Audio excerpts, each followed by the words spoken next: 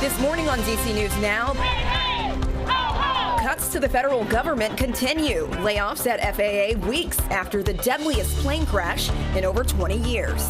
Partly cloudy and breezy for your Tuesday forecast, expecting chilly temperatures as more winter weather moves our way.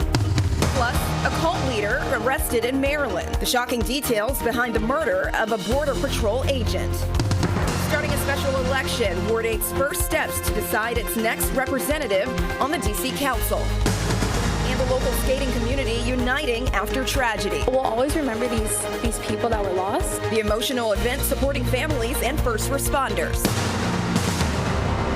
You're watching the station covering all of the DMV. This is DC News Now. Well, good morning, and thanks for starting your Tuesday with us here on DC News Now at 6 o'clock. I'm Tanaya Wright. Yeah, good morning. I'm Shanika Grimshaw. We'll have a check on the roads in just a minute. And this might be the start of your work week. I know yesterday was President's Day. So, yeah. Welcome to the show. Jackie, let's talk about this weather here. I know it's still windy out there. I mean, is the wind going to die down anytime soon? Yeah, it will eventually. But I mean, out there right now, still breezy, and that's making it feel much colder. Check out those wind chills right now. Feeling like we're into those single digits. 4 degrees is what it feels like right now in Hagerstown as we're waking up. 9 over in Martinsburg. At least in D.C., we're into those double digits, but we're still into those upper teens. Feeling like it's just 18 degrees in D.C. and feeling like we're into those low to mid 20s down towards Fredericksburg and Culpeper, where we have less wind, so those wind chills there a little bit closer towards the actual air temperatures. A wider view at the radar, we're showing high pressure down towards our south and west. That'll keep us dry and quiet today. That low pressure that's moving its way across the plains, that'll bring us some of those scattered snow showers that we'll see out there for the day tomorrow. But out there today, dry conditions, mix of sun and clouds. Tomorrow, colder, high temperatures or at least below the freezing mark. And then we're looking at overcast skies and eventually some of those scattered snow showers pushing in. Some higher snowfall totals for our area. That'll be for areas farther to the south. I'll have more details on that and how much snow you can expect coming up in just a few minutes. Time for traffic. Let's check out your roadways. Here in the DMV area, you're looking fine on BW Parkway heading north and southbound. That's right near 202. This is a high traffic volume spot. So, of course, in the later hours of the morning, definitely expect some delays. On 495, that's through Tyson's Corner. You're looking good to go. I'm seeing a lot of green out there. Hopefully it can stay that way. We had this one problem that was in Northern Virginia, right near Lorton Road, heading northbound. You had that off-ramp blocked. Unclear if it's still there, but mainly your roadway's looking really good. DC 295 is starting to slow down. That is over the Anacostia Freeway. And it is now 6:02. Hundreds of workers with the FAA have been fired, and it comes as the Trump administration continues slashing the federal government. That is right. The move has raised concerns about the safety of flying fresh off last month's mid-air collision over the Potomac. That was the deadliest plane crash we've seen in the last 2 decades. Our Max Marcellus spoke with a person who just lost their job. Just weeks after a fatal mid-air collision near DCA left 67 people dead, a shakeup to the agency overseeing the U.S. aviation industry.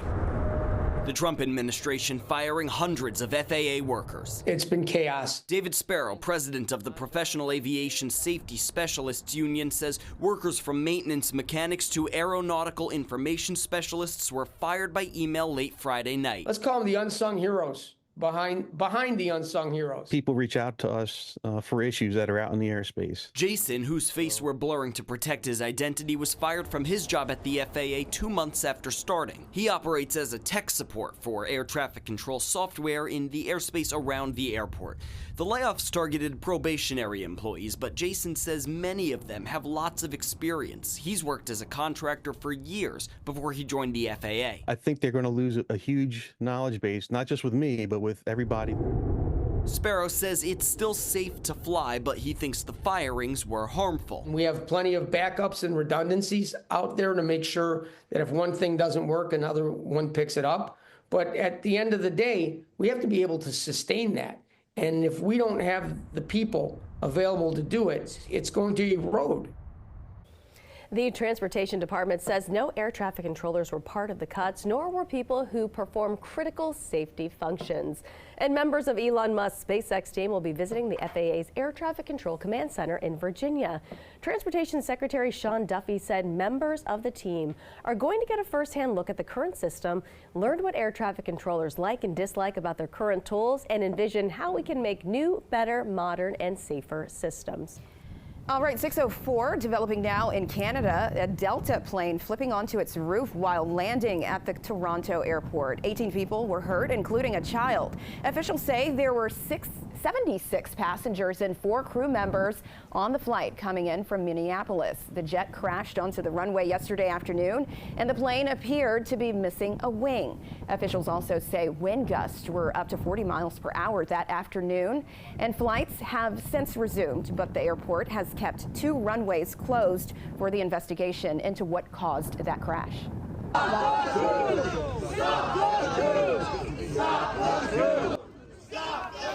And that right there, you're seeing protests across the country pushing back against President Trump and billionaire Elon Musk.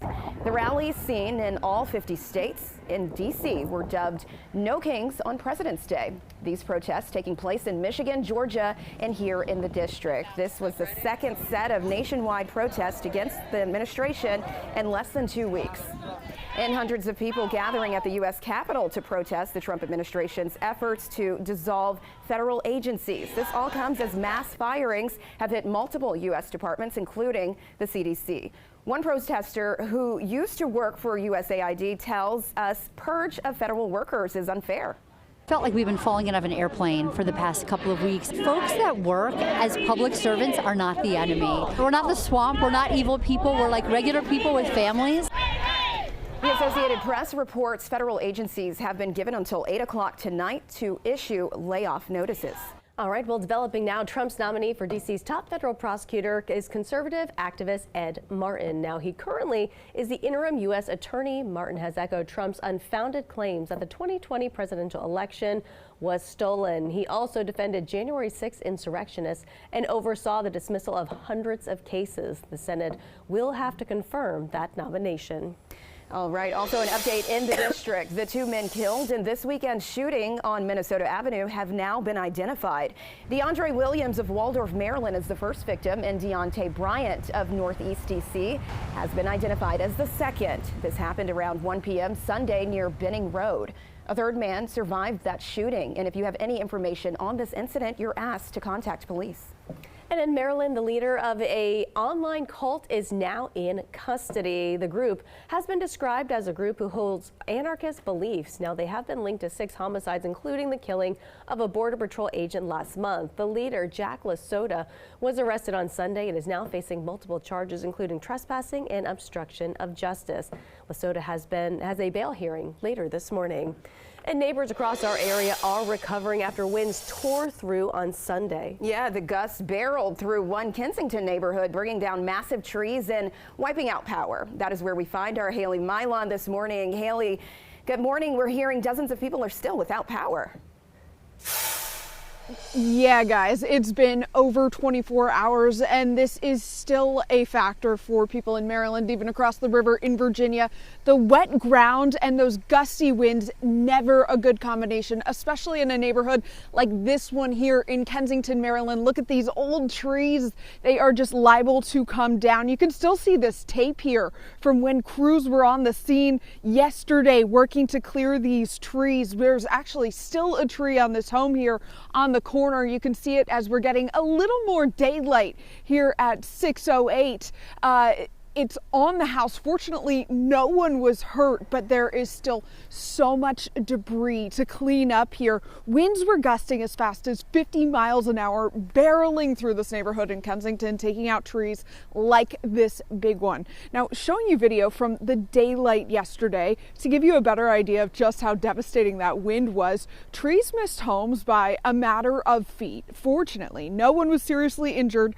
The weight of these big trees, though, taking out power lines. Thousands of people were without power. Pepco since restored service to most customers, but at this hour, we're tracking about 55 people without power in this area. And then there's a few odd outages elsewhere that were impacted by the wind. Now, DC News Now was on the scene almost immediately after the wind came through and caused all this devastation. We've been talking to neighbors in the aftermath. The way they describe what they heard was terrifying. My screen door kept opening and shutting, and I had to lock it. The wind was really kicking up. It's pretty scary. I live about a block over, so I'm glad that I was able to avoid it. Yeah, that neighbor you just heard from does live near here. It really is terrifying, guys, because you can't see the wind, but you can hear it and you can feel it, and the devastation. It just stays, it lingers for days. Now, we're going to monitor all of those projects to restore power. I do want to warn you, though, if you're walking in the area, there are some cables still down after crews worked yesterday. So do keep an eye out for that, especially as it's dark. It can be a little bit tough to see. I'm going to have more in our next hour of news at 7 o'clock. I should have a little more daylight to show you what things look like. Going to send it back to you in the studio. I'm Haley Mylon, DC News Now. Wow, there's still so much work to do. Haley, thank you. All right, staying in Maryland, power crews in Laurel are working hard to restore power for neighbors. Many had their power knocked out from Sunday night's wind gust. And one neighbor says his power was restored yesterday afternoon, but tells us it was frustrating to navigate because of the cold weather. I have a dog, and I was thinking, we may have to check into a hotel or go stay with somebody because the temperature was dropping. I just appreciate it. Thank God that, it came back when it did. Power company BG&E says many homes will not have electricity until sometime on Wednesday. And happening today, a rally in Maryland for eviction protections. Now, they're going to be meeting outside of the Maryland State House in Annapolis to show support for the good cause eviction legislation. Now, the bill would let local governments require a just cause before eviction and help prevent unjust removals. That rally will kick off at noon, and multiple state senators and delegates will be there.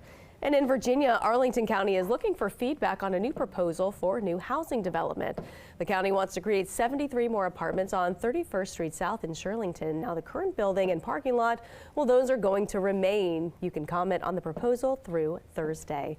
All right, 6:11 now on a Tuesday. The DMV skating community is uniting after tragedy. Yeah, we're going to tell you how they're coming together to honor the athletes and coaches killed during last month's mid-air collision. Plus, Virginia lawmakers pumping the brakes on expanding automatic license plate readers, why the technology might not be coming to state highways. Yeah, but first we are taking a live look outside this morning. Jackie, the sky's starting to brighten a little bit, but we can see that wind is still out there. Yeah, still a bit breezy out there right now, and it will be breezy through the day today. But at least that wind not nearly as strong as the last couple of days, but still making it feel a little bit colder than those actual air temperatures. Today we'll see highs in those mid to upper 30s. We're tracking some snow. More details on the way.